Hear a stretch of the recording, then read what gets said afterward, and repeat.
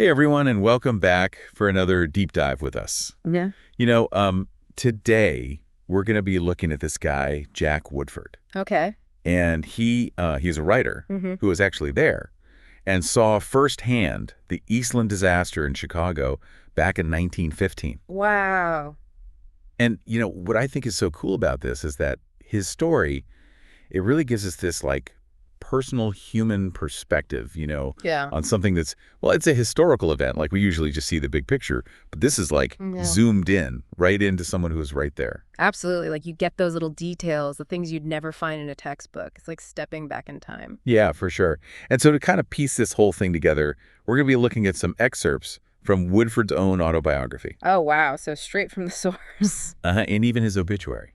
Interesting. So we're covering his whole life then, not just the Eastland part. Exactly. Yeah. I think to really understand his perspective on that day, we need to know a little more about the guy, Yeah, that makes sense. So who is this Jack Woodford? Fill me in. All right. So his real name was actually Josiah Pix Wolfe Jr. Huh. That's quite a mouthful. Right. And he was born in Chicago in 1894. Okay, so right there in the thick of it, born and raised. Yep. And his life, oh man, it was a wild ride. I mean, he became known for writing pulp novels and even like how-to guides for other writers. Oh, wow. So he was a writer's writer. That's pretty cool. Yeah. But, it wasn't all sunshine and roses. I mean, he also ended up in prison at one point for, get this, mail fraud. Oh, wow. That's a turd. I know, right? And to top it off, he actually died in a psychiatric hospital in 1971. Man, what a life. It's like something out of one of those pulp novels he wrote. Right. Okay, so now let's put ourselves in his shoes. Imagine it's just a regular morning in Chicago. Okay. And Woodford's just walking along the Chicago River, just minding his own business. Mhm. And then, bam, right in front of him, the Eastland flips over. Oh, my God. He wrote in his autobiography that it was like watching, quote, a whale going to take a nap. That's such a strange but vivid image. I know, right? Like, it doesn't even seem real. Yeah, I can't even imagine seeing something like that. What was his reaction? Well, he said at first he just couldn't believe it. Like, his brain just couldn't process it. That makes sense. It's like when you see something so shocking, your mind just goes blank for a second. Yeah, exactly. But then he gets this idea. He had a press card that he'd gotten from a friend a while back, and he uses it to get right into the disaster site. Whoa, smart thinking. Right? Talk about being the right place at the right time, or I guess the wrong place at the right time, depending on how you look at it. Yeah, true. But I mean, because of that, he was able to see everything that happened right after. Most people wouldn't have been able to do that. Exactly. And what he saw, well, it's pretty intense. He talks about people just scrambling everywhere, trying to find safety, a tugboat captain desperately trying to pull survivors out of the water. It was pure chaos. It's hard to imagine the sheer panic and desperation in that moment. It's just heartbreaking to think about all those people who were caught up in it. He said it was just awful seeing it all unfold right before his eyes. And there were so many casualties, right? I mean, over 800 people died that day. Yeah, it was devastating. And, it gets even more, well, I guess you could say eerie. Oh. Woodford even wrote about his time at the makeshift morgue that they set up after the disaster. Oh, gosh, that must have been a heavy experience. It was. And this is where things get really interesting. He talks about this feeling he had, this extrinsic perception, he called it. Basically, he felt like the people who had died, their presence was still there. Whoa, that's creepy. Like they were still there in some way. Yeah, like their consciousness was lingering. It really messed with him, I bet. I mean, imagine going through something like that, seeing all those bodies, and then feeling like they're still around somehow. It's definitely not something you forget easily. And, I think that experience, it really changed him. Like he started to question everything, all the stuff we usually think is important, money, possessions, all that. Yeah, I can see that. It's like, what does it all matter when Yeah. something like that can happen just out of the blue? Exactly. And that's where his story takes this crazy turn, because he goes on to have this whole other life that's almost hard to believe, considering what he went through. Oh, this is the Pulp Fiction part, right? Yep. He became this Pulp Fiction writer. And let's just say, he wasn't afraid to push the boundaries with his themes. Like, some of it was pretty controversial for the time. That is fascinating. It's like he went from witnessing this horrible tragedy to writing these, well, almost scandalous stories. I know, it's wild. And it makes you wonder, did that experience with the Eastland disaster somehow influence his writing? Like, did it make him more drawn to those darker aspects of human nature? That's a great question. Is like, did he need that outlet to process everything he'd seen? It's possible, right? We know that sometimes art can be a way to work through trauma. But then, on top of the Pulp Fiction thing, he also becomes a successful writing teacher. Really? So he's this complex guy witnessing tragedy, writing these kind of edgy stories, and then teaching others how to write. Yeah, it's like he had all these different sides to him. Hmm. And get this, he even got married for a while, Hmm. gained custody of his daughter, which was pretty unusual back then, and moved out to Hollywood. Wow, so he was really living a life full of contrasts, huh? It's like he was constantly navigating these different worlds. It's almost as if he had these separate lives all happening at the same time. It just goes to show that people are complicated. You can't always sum someone up in a neat little box. Especially someone like Woodford. Yeah, it really makes you think, huh, like all these different parts of him, all mixed up.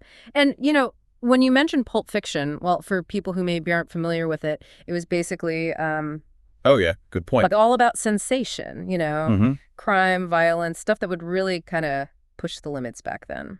Exactly. Like they weren't afraid to get into those taboo topics. Right, and that's what I find so interesting when you think about Woodford's whole story. Like, was he drawn to that genre just because that's what was popular back then? Yeah. Or could it be, like, maybe it had something to do with the Eastland Disaster? You know what I mean? That's a good question. Like, did seeing that tragedy, all that death and suffering, Yeah. did it somehow make him, I don't know, more fascinated by the dark side of human nature? Yeah, exactly. Like, Right. maybe he was using those over-the-top stories to try and deal with his own, fears about life and death and all that. It's possible. I mean, think about it. Art can be therapeutic, Absolutely. like a way to process all those heavy emotions. Mm. And let's not forget, even though Pulp Fiction could be pretty sensational, it also showed this, raw underbelly of society. The stuff people didn't really talk about. True, true. And that might have resonated with him after what he saw at the Eastland Disaster, all the grit and the struggle. Yeah, exactly. It wasn't just about escapism. It was like a reflection of the darker side of reality. Totally. Oh, and you mentioned earlier that he was also a writing teacher. Mm. Do we know anything about, if he ever brought up the Eastland Disaster in his classes? That's the thing. There's not really a lot of info out there about his teaching style. Too bad. But it's an interesting thought, right? Yeah, for sure. Did he encourage his students to draw from their own experiences, even the painful ones, to make their writing more authentic? I can only imagine what it would be like to have someone like him as a teacher. Right. I mean, imagine the stories he could tell. To have lived through something like the Eastland Disaster, I feel like that would have to shape the way you tell stories, Totally. It makes you wonder if he saw a connection between the raw emotions of that day and the kind of shocking nature of Pulp Fiction. Oh, for sure. And let's not forget, Pulp Fiction, while it was popular, it wasn't exactly considered high literature. Yeah, it's going to look down upon by those fancy literary types. Exactly. So for someone like Woodford, who is obviously a talented writer and teacher, choosing to write pulp might seem kind of strange to some people. True. But it also had a huge audience, and it really influenced other writers and genre that came later. It's kind of like how people used to think comic books were just for kids, but now they're seen as a real art form. Hmm. It really is. And, it's funny, that idea of being overlooked or underestimated, it kind of pops up throughout Woodford's life. We're doing this whole deep dive on him now, but he's not exactly a household name. That's true. You'd think someone who witnessed something as major as the Eastland Disaster would be more well-known. Right. And that brings us to another interesting part of his story. Remember how I mentioned he could be, a little abrasive? Oh, yeah. You said he had a strong personality. Yeah, that's one way to put it. He definitely wasn't afraid to ruffle some feathers, Could be outspoken, even confrontational sometimes. So the classic brilliant mind, but maybe not the best people skills. Pretty much.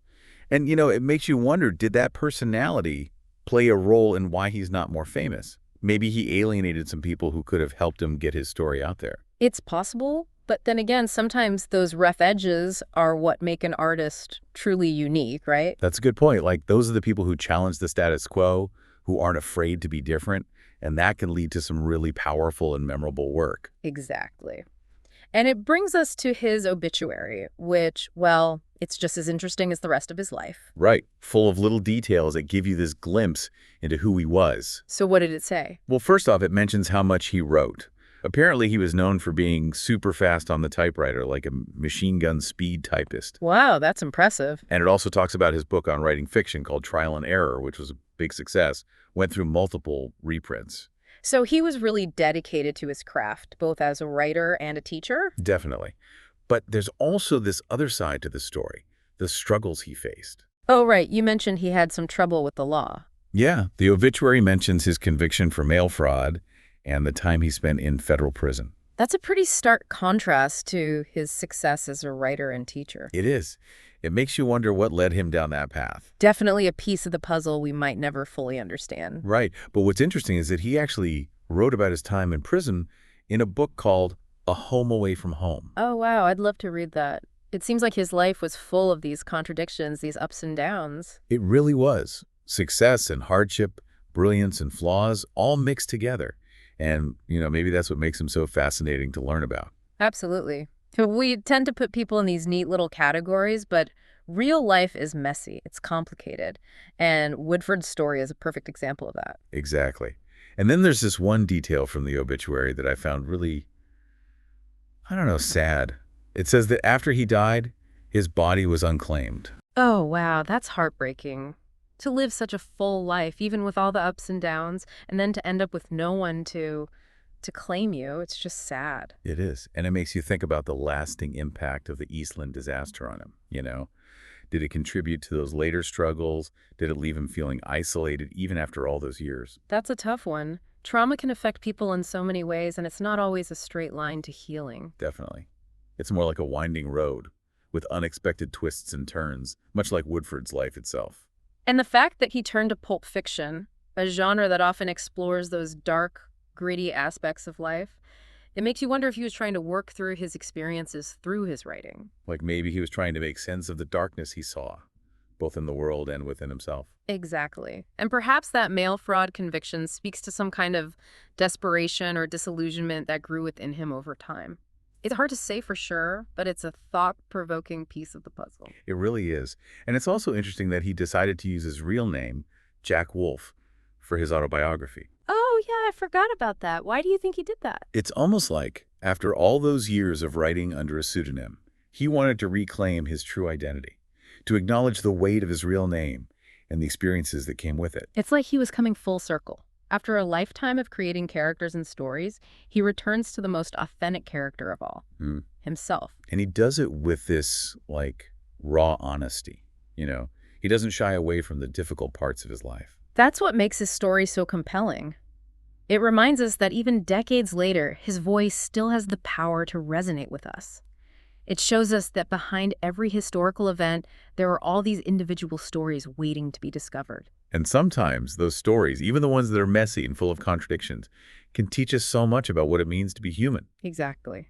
So, as we go about our lives, let's remember to pay attention to those unexpected voices, the stories that might not make the headlines, but still have so much to offer. Because each story, each life, adds something valuable to our understanding of the world. It's like building this giant mosaic, and each piece, even the ones that seem a little rough or out of place, contribute to the overall picture. Which brings us back to Jack Woodford. He may not be a household name, but his story is worth knowing.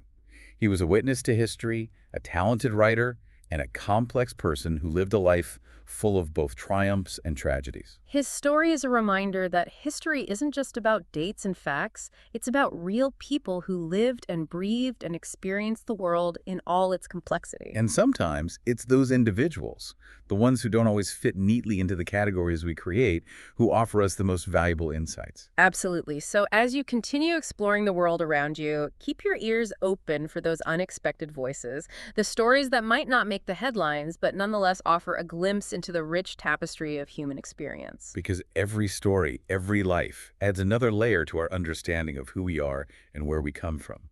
Thanks for joining us on this deep dive into the fascinating and often contradictory life of Jack Woodford.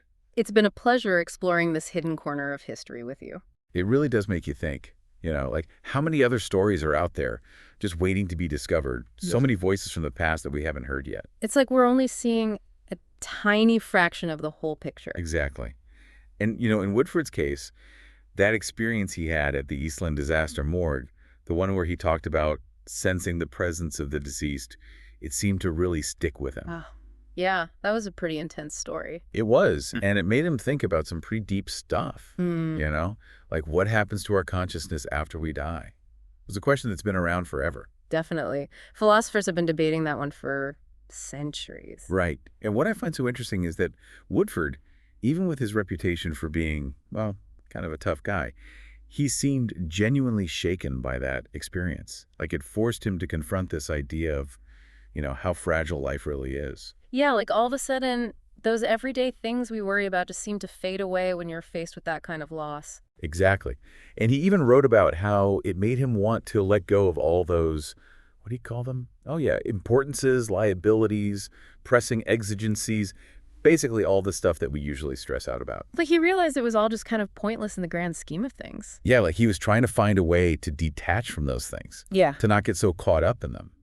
He even compared it to the ancient practice of, get this, bringing skeletons to feasts. Skeletons. To feasts. Yeah, like a morbid reminder of our own mortality right there in the middle of the party. Wow, that's pretty intense. I know, right? Yeah. But I think his point was, why waste time on things that ultimately don't matter? We're all going to face the same end eventually. It's a good reminder, especially in today's world where everything's so fast-paced and we're constantly bombarded with messages about achieving more and accumulating more stuff. Totally. Woodford's story is like a wake-up call. It's saying, hey, there's more to life than just chasing after things. It's about finding meaning and purpose, even in the face of our own mortality. Exactly.